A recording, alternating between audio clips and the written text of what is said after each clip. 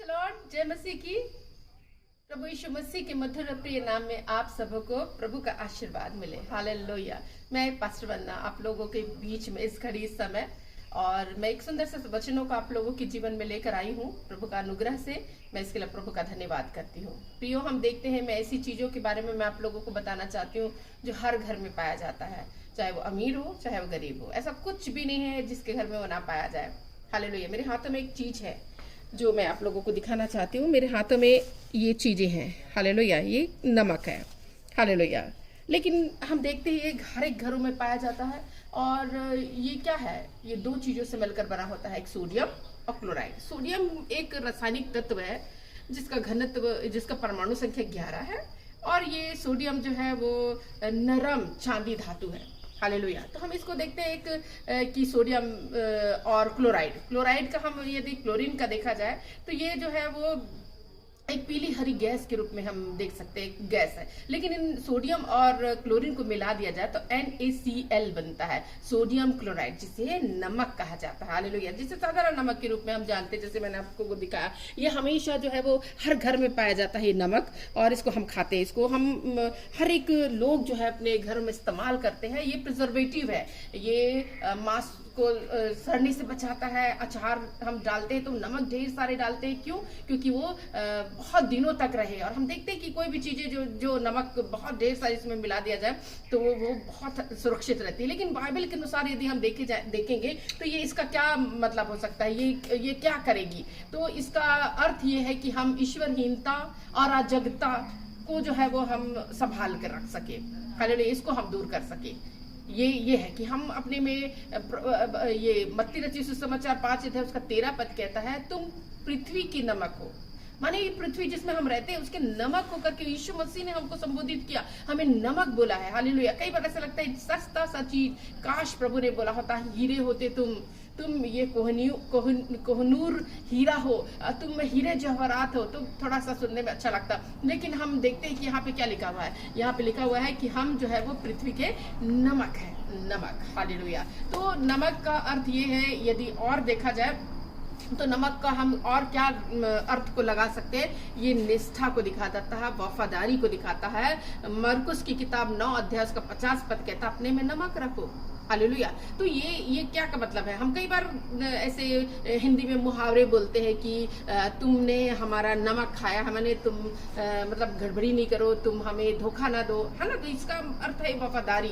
तो हम देख सकते हैं कि किस रीति से प्रभु ने हमको संबोधित किया है कि तुम पृथ्वी के नमक हो, तुम नमक अपने आप में रखो। हालेलुया। यदि नमक का स्वाद बिगड़ जाए तो किसी काम का नहीं है, इसके कि बाहर फेंका जाए और मनुष्य के पैरों तले रौंदा जाए। यदि हम अपनी वफादारी को, ईमानदारी को, जो प्रभु के अनुसार प्रभु के लिए है हमारी, यदि हम उसको खोते हैं तो हमारा कुछ भी वैल्यू नहीं है, क्योंकि हम एक बुलाहट में बुलाए गए हैं और प्रभु के प्रति हम वफादारी को हमेशा निभा सके। प्रभु के प्रति वफादारी को हम निभाना है हमको, और हम सोचते हैं कि हम प्रभु के प्रति वफादारी को हम निभा सके। हालेलुया। प्रिय मित्रों, मैं आप लोगों को बताना चाहती हूँ इस नमक के द्वारा कि इस नमक जो है वो बहुत सारे कामों को में जो है वो इस्तेमाल किया जाता है, बहुत सारी चीजों में जो है हम देखते हैं इसको। लेकिन हम देखते हैं कहानी को, मैं एक छोटी सी कहानी को मैं आप लोगों को बताना चाहती हूँ। एक राजा था, उसकी 3 पुत्रियां थी, 3 बेटियां थी।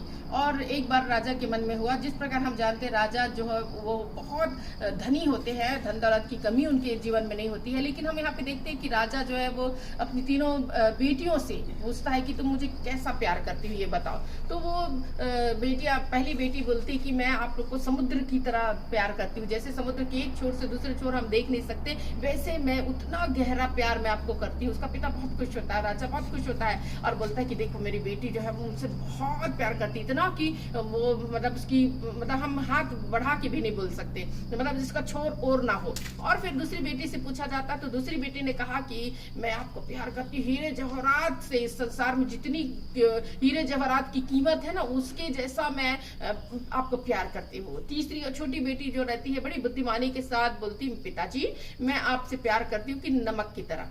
जब वो बोलती कि नमक की तरह, उसका पिता बहुत दुखी होता है और बोलता है कि नमक की तरह, इतना सस्ता तुम्हारा प्यार मेरे प्रति, इतना सस्ता है कि तुम नमक की तरह प्यार कर रही हो मुझे।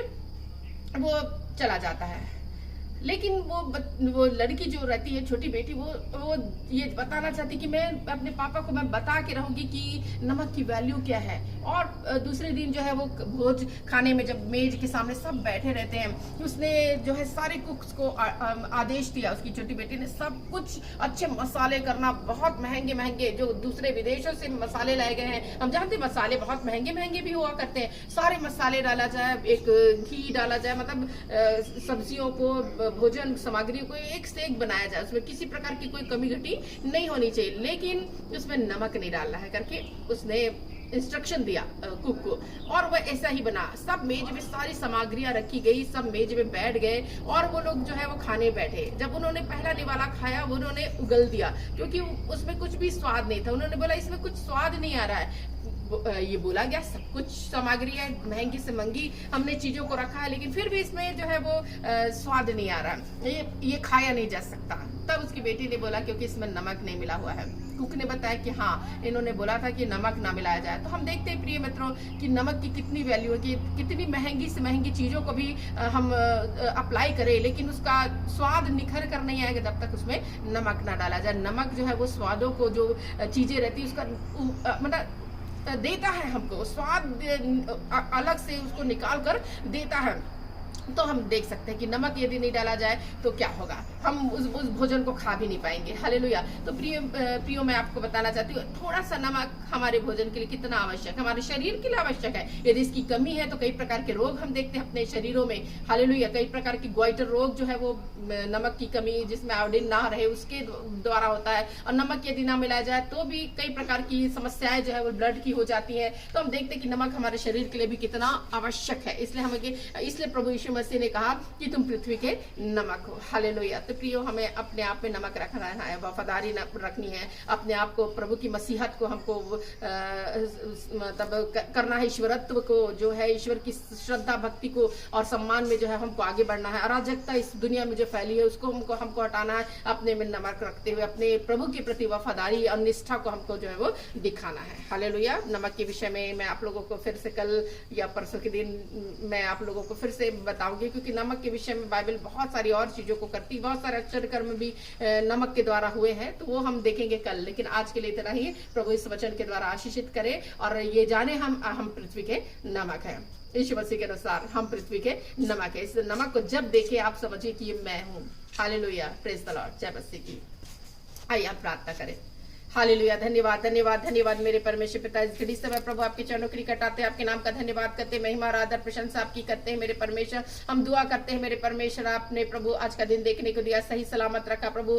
धन्यवाद प्रभु परमेश्वर, एक नई सृष्टि प्रभु परमेश्वर हमें बनाया है प्रभु। इन सारी बातों के लिए प्रभु हम आपकी स्तुति करते हैं मेरे परमेश्वर। आपने तमाम प्रकार की अनुग्रह से आशीषों से भरा प्रभु। इन सारी बातों के लिए धन्यवाद प्रभु परमेश्वर। हालेलुया। अपने सेवकाई में आपने बुलाया प्रभु, अपने सेवकाई में हर एक लोगों को अपनी बुलाहट से भरपूर किया। धन्यवाद प्रभु।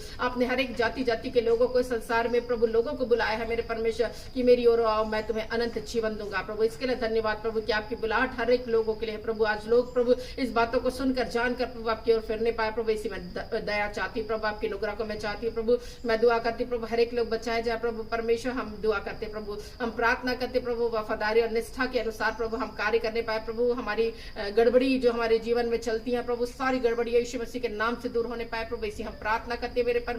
हर एक लोगों के लिए हम प्रार्थना करते प्रभु परमेश्वर। यदि किसी प्रकार के शारीरिक रीति से प्रभु किसी प्रकार की कमियां घटियां प्रभु, बीमारियां प्रभु, आप चंगा कीजिए प्रभु परमेश्वर। नमक के विषय में हमने सीखा प्रभु परमेश्वर, वो स्वादों को प्रभु परमेश्वर उभारता है मेरे परमेश्वर। यदि उसकी कमियां हो प्रभु, यदि उसको ना डाला जाए तो कुछ भी स्वाद नहीं आएगा प्रभु। इसके कि वो बाहर फेंका जाए प्रभु।